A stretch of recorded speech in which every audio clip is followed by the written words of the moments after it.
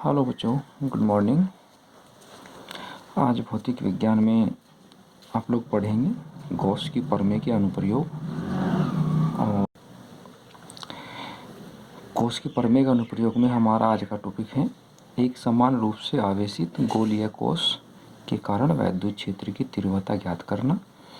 गोलीय कोश हम खोखले गोले को बोलते हैं और इंग्लिश में इसी टॉपिक को बोला जाएगा electric field intensity due to a uniformly charged spherical shell. तो इसी कड़ी में हम लोग ये मानते हैं, जो मैंने यहाँ पर गोलीय कोश को बनाया है आप देख रहे हैं, इसकी अपनी त्रिज्या रेडियस जिसे बोलते हैं हम लोग वो कैपिटल आर है। यहाँ से यहाँ तक की रेडियस कैपिटल आर है और इसको हमने प्लस क्यू आवेश दिया है, प्लस क्यू चार्ज दिया है। प्लस क्यू चार्ज देने पर चार्ज यूनिफॉर्मली स्प्रेड हो गया, इसके ऊपर एक समान रूप से फैल गया है।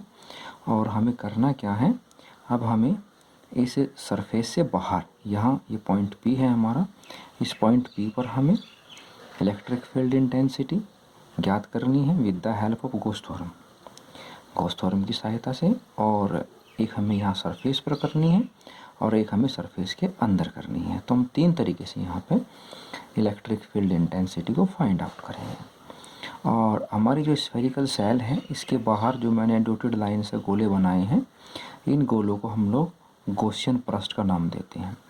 गॉसियन पृष्ठ की परिभाषा होती है, गॉसियन पृष्ठ जो होता है हमारा उसकी पर्टिकुलर डेफिनेशन होती है। और डेफिनेशन ये होती है कि वह पृष्ठ जिसको दिया गया चार्ज पृष्ठ पर एक समान रूप से फैल जाता है, यूनिफॉर्मली स्प्रेड आउट हो जाता है और इलेक्ट्रिक फील्ड इंटेंसिटी की जो डायरेक्शन होती है वो सरफेस के परपेंडिकुलर होती है। I repeat my speech again. मैंने ये कहा है कि हमारा गॉसियन पृष्ठ उसे बोलते हैं जिसको दिया गया आवेश उस पर एक समान रूप से फैल जाए और जो वैद्युत क्षेत्र की दिशा होती है इलेक्ट्रिक फील्ड की वो सरफेस के परपेंडिकुलर हो, जैसे हमारा ये यहाँ सरफेस के परपेंडिकुलर है, तो इनको हम गॉसियन पृष्ठ बोलते हैं। तो अब मैं क्या करूँगा, मैंने हेडिंग डाली है बाह्य बिंदु पर एट एन एक्सटर्नल पॉइंट। अब हम एक्सटर्नल पॉइंट पर यहाँ पर क्या करते हैं, इलेक्ट्रिक फील्ड इंटेंसिटी को यहाँ निकालते हैं। तो मैंने लिखा है कि क्षेत्रफल डी ए से गुजरने वाला वैद्युत flux electric flux passing through area D A, D phi E बराबर E dot D A and E D A cos theta E D A. ठीक है ना। अब मैं यहाँ पे लिख दे रहा हूँ, अब मैं यहाँ पर लिखूँगा कि क्षेत्रफल ए, क्षेत्रफल ए लिख दो या आप लोग लिखो संपूर्ण बाह्य पृष्ठ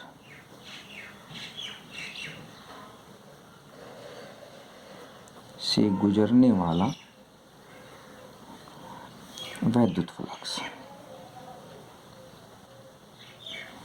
अब हम करते क्या हैं, इसमें इंग्लिश के बच्चे हमारे लिख लेंगे कि electric flux passing through area A. अब ये एरिया ए कौन सा एरिया है, हम किस एरिया की बात कर रहे हैं, ये हमारा जो एरिया ए है ये यहाँ जो हमारा स्मॉल आर रेडियस वाला जो गॉसियन पृष्ठ है, इसे हम बाह्य बिंदु पी और ओ के बीच की जो डिस्टेंस है, पी और ओ के बीच की डिस्टेंस, हम इसको इसका जो एरिया होगा वो हम ए मान रहे हैं। तो मैं यहाँ पे लिख दूँगा हमारा जो ऊपर इक्वेशन नंबर फर्स्ट है इसका दोनों ओर से हम लोग समाकलन कर लेंगे।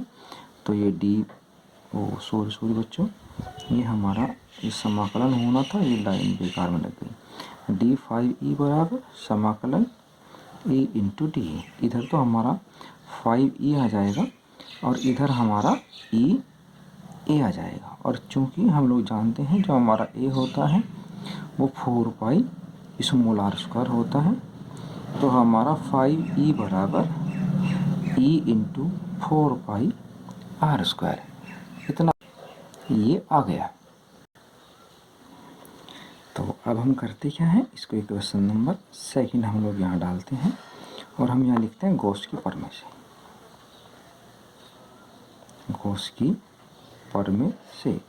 गॉस की प्रमेय में क्या लिखा है कि हमारा 5e बराबर क्यू अपॉन एप्सिलॉन 0 होता है और इसको हम लोग इक्वेशन नंबर 3 मानते हैं। समीकरण सेकंड और थर्ड की कंपेयर कर लेते हैं। समीकरण सेकंड एंड थर्ड सी। तो जो हमारे इंग्लिश मीडियम वाले बच्चे हैं वो छोटी छोटी लाइन को ट्रांसलेट कर ही सकते हैं, इसमें कोई बड़ी बात नहीं है हमारे। तो अब हम क्या करेंगे यहाँ पे इसको यहाँ से आ जाएगा हमारा E बराबर 1/4 epsilon 0 into Q/r²। Equation number 4 आ गई है।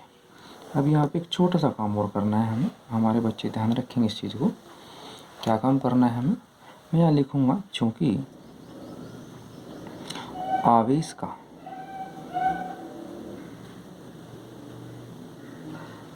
पृष्ठ घनत्व, चूँकि आवेश का जो पृष्ठ घनत्व हमारा होता है वो हमारा सिग्मा बराबर Q/A होता है। ठीक है, तो अब हम यहाँ पे अगर चाहें तो Q के हम स्थान पर यहाँ और A नहीं A डैश मानेंगे इसको, Q के स्थान पर सिग्मा इंटू A डैश माना। और चूँकि आवेश जो है हमारा, आवेश हमारा कैपिटल R त्रिज्या के गोले पर है, स्मॉल r त्रिज्या के गोले पर आवेश नहीं है, कैपिटल R त्रिज्या के गोले पर आवेश है।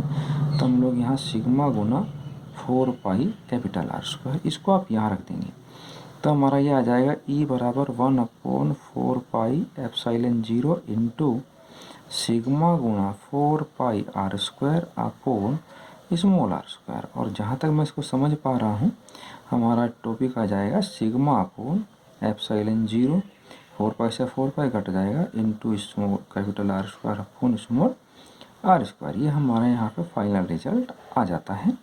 आप सब बच्चों को इसे बड़े ध्यान से देखना है और अपना समझना है। कोई समस्या होने पर आप मुझसे को संपर्क कर सकते हैं। तो इस टॉपिक के लिए यहीं पर धन्यवाद।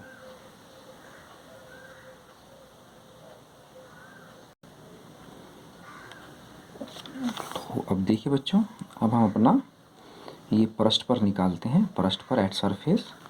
तो पृष्ठ का मतलब क्या हो जाता है कि हमारा जो ये गोला आप लोगों ने यहाँ पर देखा है, हम लोग यहाँ निकालते हैं, हम लोग यहाँ निकालते हैं कि यहाँ जो है ना पृष्ठ पर जो हमारा कितना E का मान यहाँ हो जाता है इलेक्ट्रिक फील्ड इंटेंसिटी का।